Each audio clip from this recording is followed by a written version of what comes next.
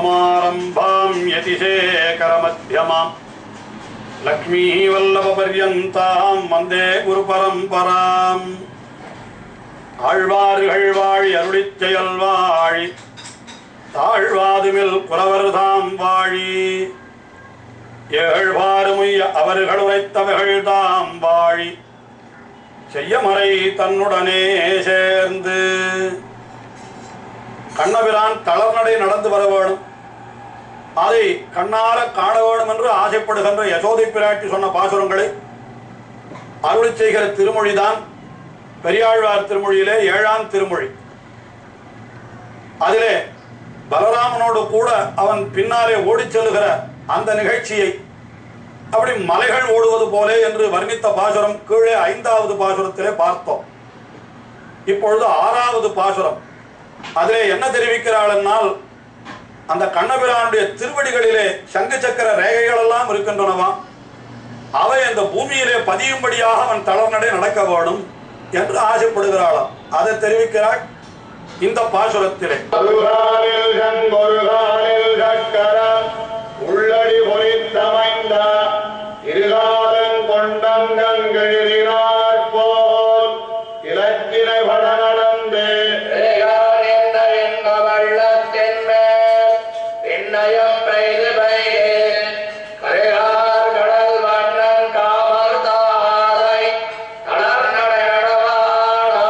அதாவது கண்ணபிரானுடைய திருவடிகளிலே ஒரு காலிலே சங்கு ஒரு காலிலே சக்கரம் என்கிறார். அதெல்லாம் சாமுத்திரிகா லட்சணப்படி உத்தமமான புருஷனுடைய ரேகைகள் எல்லாம் இப்படி அமைந்திருக்கும் என்று சொல்லுகிறார்கள். அதையும் தவிர புருஷோத்தமனான பகவான் அவனுடைய திருவடிகளிலே எல்லாம் இந்த சங்கு சக்கர ரேகைகள் இருக்கும் என்பதை சொல்லவும் வேணுமோ? ஆக எம்பெருமானுடைய ஒரு திருவடியிலே சங்கு, ஒரு திருவடியிலே சக்கரம், ஒரு காலில் சங்கு ஒரு காலில் சக்கரம், அது உள்ளடி பொறித்து அமைந்தார் போல் ஏற்கனவே அவனுடைய திருவடியிலே இருக்கிறது. அவன் தளர்நடை நடக்கிற பொழுது இந்த காலை குழந்தையானது அழுத்தி வைத்துத்தானே நடக்கும். அப்படி நடந்தால் என்ன ஆகும் என்று கேட்டால், இருகாலும் கொண்டு அங்கு அங்கு எழுதினார் போல் என்று அந்த குழந்தையினுடைய காலடி பட்ட இடத்திலே எல்லாம் அந்த சங்கு சக்கரத்தினுடைய அந்த ரேகைகள் எழுதினார் போல் அப்படி அவன் நடந்து வர வேண்டும் என்று பாரிக்கிறார்.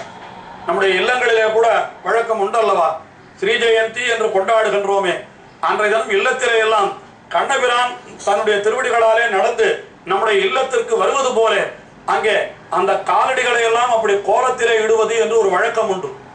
அப்பொழுது அந்த காலடியில என்ன இருக்க வேண்டும் என்றால் அந்த சங்கு சக்கர ரேகைகள் எல்லாம் இருக்க வேண்டும் என்றும் கூட நாம் கொள்ளலாம். அப்படி இருகாலும் கொண்டு அங்கு அங்கு எழுதினார் போல் அந்த இலச்சினை என்னால் அந்த அந்த குறி, அதனுடைய அடையாளம் அது படும்படியாக நடந்து வர வேண்டும். அவன் வருகிறது எனக்கு எப்பேற்பட்ட ஆனந்தத்தை விளைக்கிறது தெரியுமா? பெருகான்ற இன்ப வெள்ளத்தின் மேல் ஏற்கனவே எனக்கு ஆனந்தம் நன்றாக பெருகி வழிந்து ஓடுகிறது. அந்த அப்படி தவழ்ந்து அதை தளர்நடை நடந்து வருகின்ற அந்த காட்சியை கண்டவாறே அதெல்லாம் யசோதை சொல்லுகிற பாசுரம். அப்படி பெருகான்ற இன்ப வெள்ளத்தின் மேல் பின்னையும் பெய்து பெய்து மேலும் மேலும் அந்த ஆனந்தத்தை அவன் வளர்க்கும் விதமாக அப்படி கருகார் கடல் வண்ணன் என்று கரிய கார் போல இருக்கக்கூடிய மேகம் போல இருக்கக்கூடியவன், கடல் போல இருக்கக்கூடியவன், அப்படிப்பட்ட கண்ணபிரான் காமர் தாதை என்னால் மன்மதனுக்கு தகப்பனார் என்று பெயர். மன்மதன் என்பவன் அவனுடைய தந்தை யார் என்று கேட்டால் அது இந்த ஸ்ரீமன் நாராயணன் தான். இது புராணங்களிலே மன்மதனுக்கு தகப்பனார் ஸ்ரீமன் நாராயணன் தான் என்று சொல்லி இருக்கிறது என்கிறது ஒரு விஷயம். அதையும் தவிர இன்னொரு விஷயமும் சொல்லப்படுகிறது.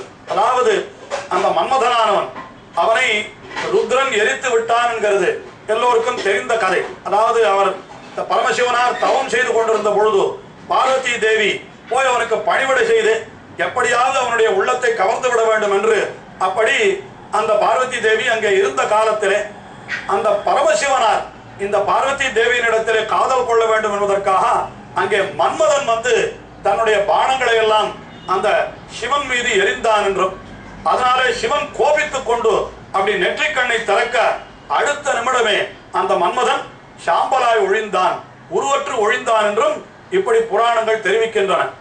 அதற்கு பிறகு அந்த மன்மதன் தவம் செய்து இந்த மாதிரி உருவற்றவனாய் ஒழிந்து விட்டேனே, எனக்கு நீர்தான் உருவம் கொடுக்க வேண்டும் என்று பகவான் ஸ்ரீமன் நாராயணனை பிரார்த்தித்ததாகவும், அதனாலே அந்த மன்மதனே கண்ணபிரானுக்கு பிற்காலத்திலே ருக்மிணியிடத்திலே பிள்ளையாக வந்து பிரத்யும்னனாய் பிறந்தான். பிரத்யும்னன் என்பது கண்ணபிரானுடைய பிள்ளையனுடைய பெயர்.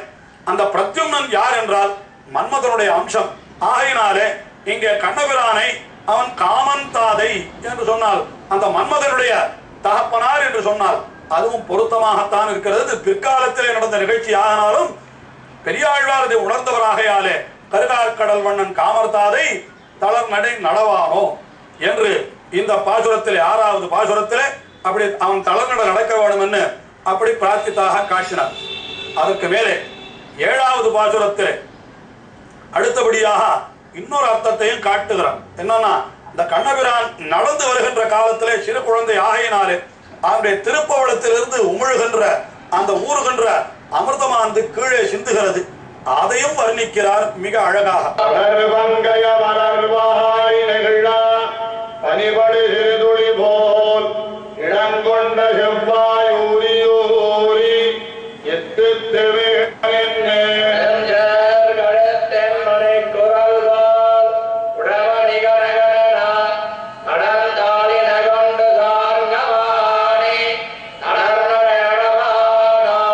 சார்கபாணி அவன் தளர்நடை நடக்கணும். அந்த நடக்கிற காலத்துல என்ன ஆகும்னு கேட்டால், வேகமாக குழந்தை ஓடி வருகிறபடினாலே அதனுடைய வாய் திறந்து அந்த வாயிலிருந்து அமிர்தமானது கீழே விழுகிறதாம். அந்த எச்சிலானது கீழே விழுகிறது. அது விழுகிற பொழுது எப்படி இருக்கிறது என்று கேட்டால், அது அழகான உதாரணத்தாலே காட்டுகிறார் பெரியாழ்வார். படர் பங்கய மலர்வாய் நெகிழா. பங்கயம் என்னால் தாமரைப்பூ, நன்றாக படர்ந்திருக்கிற ஒரு தாமரைப்பூ.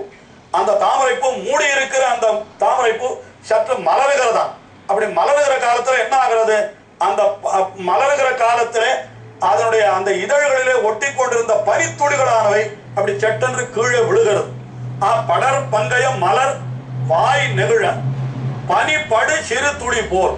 அது அந்த பனித்துளிகளானவை அப்படி கீழே விழுகிறா போல இந்த கண்ணபிரான் தன்னுடைய திருப்பவளங்களை திறப்பது எப்படி இருக்கிறதுன்னா, அந்த தாமரைப்பூ சற்றே மலர்வது போல அவனுடைய அதரங்கள் அப்படி விரிகின்றன. அப்பொழுது உள்ளே இருந்து அந்த அமிர்தமானது வெளியிலே விழுவது, அங்கிருந்து அந்த தேன் விழுவது போல அல்லது பனித்துளி தாமரை இதழிலிருந்து விழுவது போல அப்படி அழகாக இருக்கிறது என்று அழகாக வர்ணிக்கிறார் பெரியாழ்வார். படர் பங்கய மலர்வாய் நெகிழ பனிபடி சிறு துளி போல் இடம் கொண்ட செவ்வாய் ஊரி ஊரி. அந்த செவ்வாயிலே ஊரி ஊரி இருக்கக்கூடிய அந்த அமிர்தமானது இற்று இற்று விழா என்று கீழே அப்படி விழுகிறதாம் அவன் ஓடி வருகிற காலத்திலே. அது மட்டுமல்லாமல் கடும் சேக்கழுத்தின் மணிக்குரல் போல் உடைமணி பறைகரங்கா. ஒரு ஷேக் கழுத்துன்னா எருதனுடைய கழுத்திலே கட்டப்பட்டிருக்கிற மணி.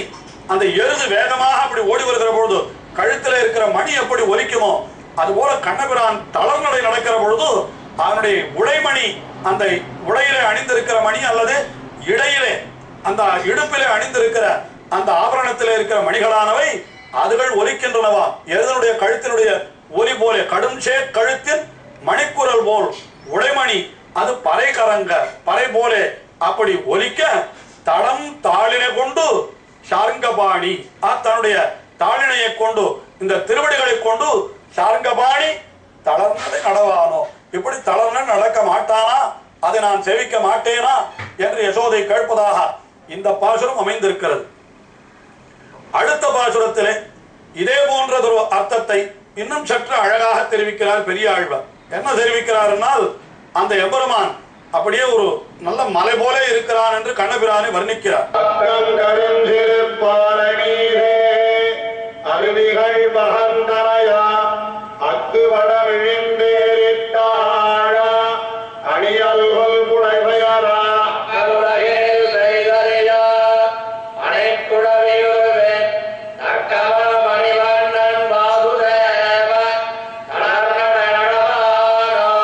பக்கம் கருஞ்சிறு பாறை மீதே கரிய சிறிய பாறையா. நம்ம பாறை கண்ணனுடைய திருமேனிய அந்த பாறைக்கு ஓமித்து சொல்லுகிறார். பாறை போல இருக்கக்கூடிய திருமேனி. அந்த பாறையில என்ன இருக்கிறதுன்னு கேட்டாக்கா அருவிகள் பகர்ந்து அணையான்.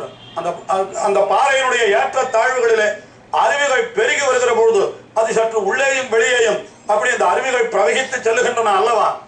அதுபோல இங்கேயும் கூட அந்த கண்ணபிரானுடைய திருமேனியிலே அந்த ஆபரணங்கள் எல்லாம் அந்த மணிகள் எல்லாம் எப்படி இருக்கிறதுனா அப்படி படிந்து உள்ளேயும் வெளியேயும் இருக்கிறதா.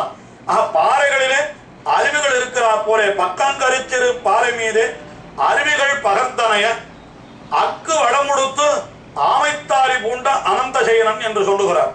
அது அக்கு வடம் என்னால் எல்லாம் நன்றாக அணிந்து கொண்டிருக்கிற ஆபரணங்கள், சங்கு மாலைகள் என்று சொல்லுவார்கள். அப்படிப்பட்ட மாலைகள், அந்த மாலைகள் எல்லாம் அது ஆமைத்தாரி என்னால் அந்த ஆமையினுடைய வடிவத்திலே செய்யப்பட்ட ஆபரணங்கள் இதையெல்லாம் அணிந்து கொண்டிருக்கிறார்.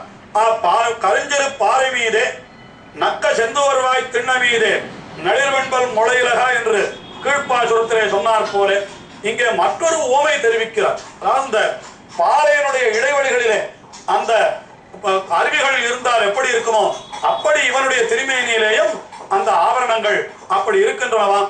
அப்படி அக்கு வடமுடுத்து ஆமைத்தாரி பூண்ட அனந்த செயனன் அவன் எப்படிப்பட்டவன் என்னால் தக்கமா மணிவண்ணன் என்று சொல்லும்படியாக இங்கேயும் கூட பக்கங்கரிஞ்சிரு பாறை மீதே அருவிகள் பகர்ந்தனைய அக்குவடம் இழிந்து ஏறி தாழா என்று அணியல்குள் புடைபெயரா என்று அவனுக்கு என்ன ஆகுது? அக்குவடம் அந்த ஆபரணங்கள் எல்லாம் இப்படி இழிந்து ஏறி என்னால் உள்ளே இறங்கியும் ஏறியும் அந்த அருவிகள் எப்படி இருக்குமோ அதுபோல அப்படி இழிந்தேறி தாழ அவன் தக்கமா மணிவண்ணன் அப்படிப்பட்ட எம்பெருமான் இப்படி எனக்கு தளர்நடை நடக்க மாட்டானா என்று இந்த பாசுரத்திலே அற்புதமாக அவனை வேண்டுவதாக அமைந்திருக்கிறது.